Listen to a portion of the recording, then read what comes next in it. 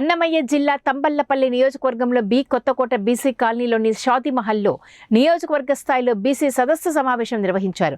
ఈ సమావేశంలో ముఖ్య అతిథులుగా మాజీ MLA G Shankar, TDP party కార్యనిర్వాహక కార్యదర్శి ఎస్ఎం పర్వీన్రాజ్, జనసేన నియోజకవర్గ ఇన్ఛార్జ్ సాయినాథులు, నియోజకవర్గం పోల్ కన్వీనర్ కుడుం శ్రీనివాసులు పాల్గొన్నారు. అనంతరం తంబళ్లపల్లి మాజీ ఎమ్మెల్యే శంకర్ మాట్లాడుతూ బి కొత్తకోటలో జయహో బీసీ సదస్సు జరుపుకోవడం సంతోషంగా ఉందని, తనకు కర్ణాటకలో రాజకీయ అవకాశం వచ్చినా కాదని, తాను పుట్టిన గడ్డకి ఏమైనా చేయాలనే ఉద్దేశంతోనే ఇక్కడికి వచ్చి పార్టీకి కష్టపడి ఎమ్మెల్యే అయ్యానని అన్నారు. రానున్న ఎన్నికల్లో టీడీపీ, జనసేన అభ్యర్థులను ఎన్నుకొని చంద్రబాబు నాయుడుని అధికారంలోకి తీసుకురావాలని కార్యకర్తలను కోరారు.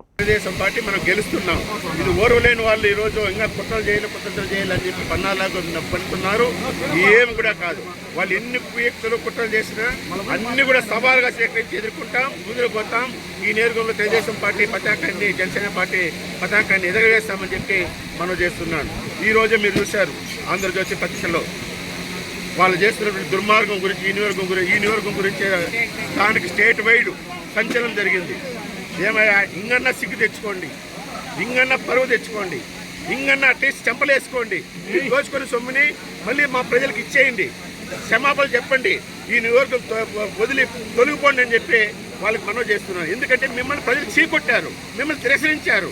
మేము ఒక్కసారి అవకాశం అని చెప్పి ఈ నియోజకవర్గాన్ని దోచుకున్నారు, జిల్లాను దోచుకున్నారు, ఈ నియోజకవర్గాన్ని దోచుకున్నారు. దోచుకోకపోగా మీరు ఇంకా భయప్రాంతాలు చేశారు. మీకేం తాలిబాన్ రాజ్యంలో ఉన్నామా? ఈరోజు ఈ ఆంధ్ర రాష్ట్రంలో ఉన్నామా, తాలిబాన్లో ఉన్నామా? తమ్మల ప్రజలు కాదా? ఈ భూమిపై పుట్టలేదా? మీరు ఎక్కడి నుంచి వచ్చారు? మా పైన ఏంది మీ పెత్తనం? ఇది సబబు కాదు. నేను ఎవరు కూడా వ్యక్తిగతంగా ఎవరు కూడా విమర్శించరు. కానీ మీరు చేస్తున్నటువంటి పనులు దుర్మార్గం. మీరు దుర్మార్గులు. మీరు మానుకోండి, లేకుంటే ప్రజలే ఇంకా కూడా తిరగబడే రోజులు దగ్గరకు వస్తాయి. ఇప్పటికే తిరగబడే రోజులు వచ్చినా ఇంకా కూడా వస్తాయి వాళ్ళకి. కాబట్టి మీకు శిక్షుతుంటే ప్రజాస్వామ్య స్టేట్లో రండి, న్యాయబద్ధంగా ధర్మబద్ధంగా ఎన్నికలు ఎదుర్కొన్నాం. మీకు ఓట్లేస్తే మీరు నాయకులు అవుతారు. కానీ అంతేగాని భయభ్రాంతలు చేసి, బానిసలు చేసి మేము గెలవాలంటే మీకు ఎవరు తొత్తులుగా లేరని చెప్పి ఈ స్థానిక నాయకులకి, వైఎస్ఆర్సీపీ పార్టీకి మనవి చేస్తున్నాను. కాబట్టి రాబోయే రోజుల్లో మా ప్రజలకు ఏం కష్టాలు వచ్చినా తంబళ్లపల్లి వర్గంలో ఎవరెవరున్న అందరినీ కలిపి